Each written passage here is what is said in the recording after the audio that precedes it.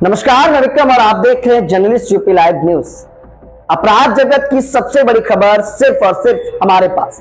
आइए आपको दिखाते हैं अपराध जगत की इस वक्त की सबसे बड़ी खबर। हमारे चैनल को सब्सक्राइब करें और बेल आइकन को जरूर दबाएं ताकि अपराध की हर खबर पहुंचे सीधे आप तक। कानपुर की सड़कों पर एक बार फिर न्याय की गूंज सुनाई दी है, जहां कानून के रक्षक अब कानून के खिलौने नहीं रह गए, बल्कि सच के सिपाही बनकर बाहुबलियों के खिलाफ मोर्चा खोल चुके। बीते दिनों कानपुर के चर्चित अधिवक्ता अखिलेश दुबे और उनके बेहद करीबी लवी मिश्रा को दक्षिण पुलिस ने वसूली और फर्जी मुकदमों के गंभीर आरोपों में गिरफ्तार किया।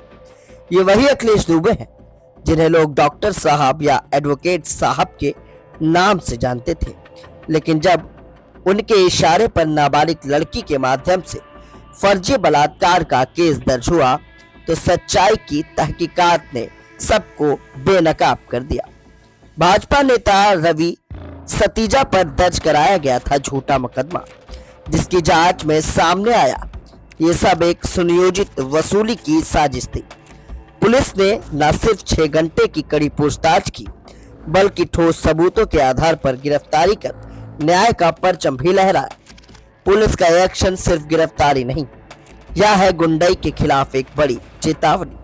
अब चाहे कोई वकील हो या रसूखदार, अगर कानून से खिलवाड़ करोगे तो जेल की सलाखें तुम्हारा इंतजार कर रही।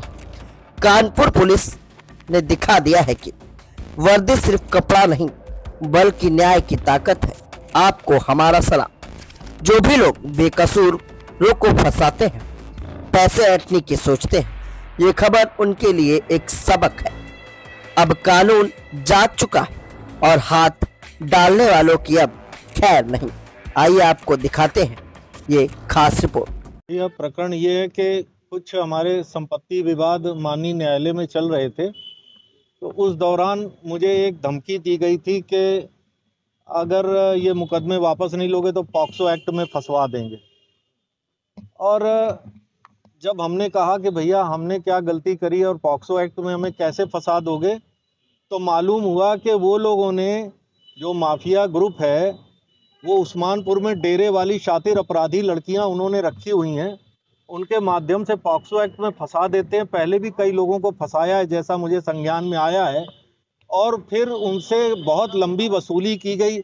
1 से 20 करोड़ मांगे गए, 1 से 6 करोड़ मांगे गए, और एक से जिससे 20 करोड़ मांगे गए थे वो लगभग 1.5 साल लड़का जेल में सड़ा जिसने कुछ नहीं किया था।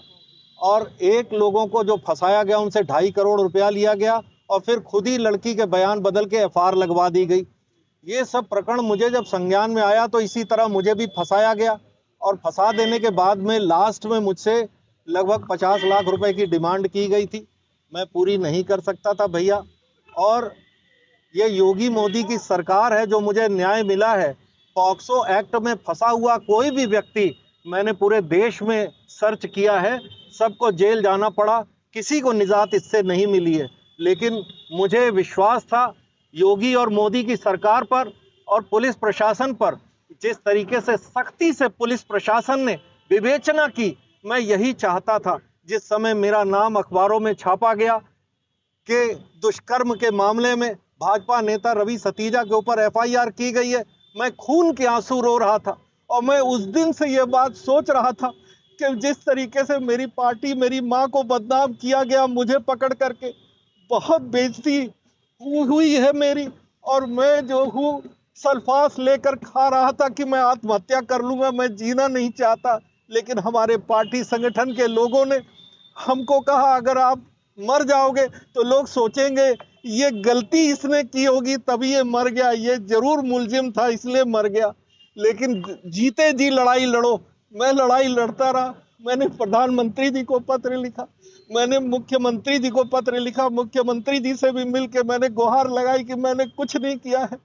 और यहाँ के पुलिस कमिश्नर साहब को जब मैंने कहा था, उन्होंने सख्ती से विवेचना कराई। सच्चाई को सामने लाने के लिए उन्होंने बहुत सख्ती से विवेचना कराई और सारी सच्चाई सामने आ गई। दूध का दूध और पानी का पानी हो गया कि माफिया लोगों ने ये उस्मानपुर में लड़कियां रखी हुई हैं जिसके माध्यम से अच्छे बड़े भोले भाले लोगों को फंसा कर उनसे करोड़ों रुपए की वसूली करते हैं। 40 वर्षों से यह व्यापार चल रहा था, जिसमें कुछ अधिवक्ता भी शामिल हैं, कुछ विपक्ष के नेता और कुछ पुलिस के लोग भी उस सांसद श्री अशोक कुमार रावत ने एक पत्र पुलिस कमिश्नर कानपुर को लिखा था, जिसमें इस बात की चिंता व्यक्त की गई थी कि कतिपय लोगों द्वारा एक संगठित गिरोह बना करके भोले भाले लोगों पर फर्जी मुकदमे, पॉक्सो एक्ट के, बलात्कार के, छेड़खानी के लिखवा करके उनसे जो है अवैध रूप से धन की उगाही की जा रही है। इस शिकायत के संदर्भ में पुलिस आयुक्त महोदय ने 3/3/25 को एक एसआईटी का गठन किया गया था और यह एसआईटी पुलिस उपायुक्त अपराध के नेतृत्व में गठित की गई थी, जिसमें विभिन्न शिकायतें इस क्रम में प्राप्त हुई थी। इसमें सबसे प्रमुख शिकायत श्री रवि सतीजा, जो मूल रूप से थाना बर्रा के रहने वाले हैं, उनके द्वारा एक शिकायत दर्ज कराई गई थी और उनका आरोप था कि कतिपय लोगों द्वारा उनसे पैसा वसूलने के उद्देश्य से थाना बर्रा पर मुकदमा अपराध संख्या 563/24 धारा 376 एवं पॉक्सो एक्ट में दर्ज कराया गया। इसमें पुलिस की विवेचना में किसी प्रकार का साक्ष्य नहीं पाया गया और सारे इलेक्ट्रॉनिक एविडेंस, सारे भौतिक एविडेंस, अन्य जो भी साक्षियों के इसमें बयान अंकित किए गए थे और उस आधार पर इस अभियोग को एफआईआर एक्सपेंड कर दिया गया। बाद में यह प्रकरण न्यायालय में गया तो वादी का यह आरोप है कि उस मुकदमे में समझौता कराने के लिए मुझसे 50 लाख रुपए की रंगदारी मांगी जा रही थी एवं वहां पर जो पीड़िता थी उसको कभी भी एसआईटी के समक्ष प्रस्तुत नहीं किया गया एवं पीड़िता के फर्जी हस्ताक्षर बना करके एक एफिडेविट माननीय न्यायालय में दाखिल कर दिया गया। इन सारे आरोपों के क्रम में आज श्री रवि सतीजा भी थाने में उपस्थित आए और उन्होंने एक तहरीर थाना बर्रा पर दी, जिसके क्रम में अपराध संख्या 260/25 जो मूल रूप से बीएनएस की धारा 308, 338, 336, 340, 351 एवं 329 के तहत दर्ज की गई है। इसमें बेसिकली एक्सटॉर्शन की धाराएं हैं और कूट रचित दस्तावेज एवं कब्जेदारी, मारपीट, गाली गलौज, जान से मारने की धमकी के आरोप इसमें लगाए गए हैं।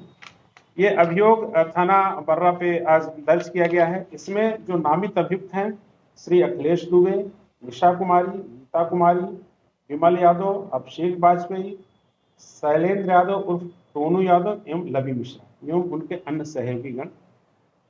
आज एसआईटी के द्वारा इसी क्रम में श्री अखिलेश दुबे से पूछताछ की जा रही थी। मुकदमा दर्ज होने के पश्चात वादी ने एक एप्लीकेशन दी और उसने एक यह प्रार्थना की कि इस अभियोग की विवेचना किसी अन्य थाने से कराई जाए।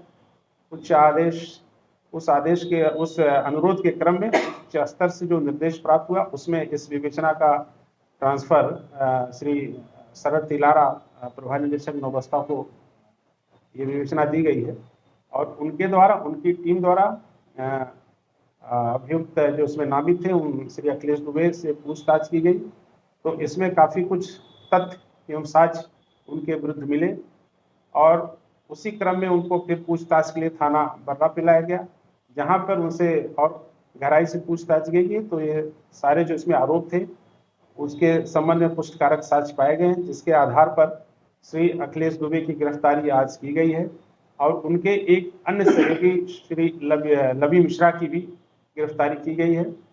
अब इसमें हमारी साक्ष्य संकलन की कार्रवाई जारी है और इसमें हम कल इन दोनों अभियुक्त गणों का मेडिकल परीक्षण कराते हुए उनको न्यायालय के सामने प्रस्तुत करेंगे।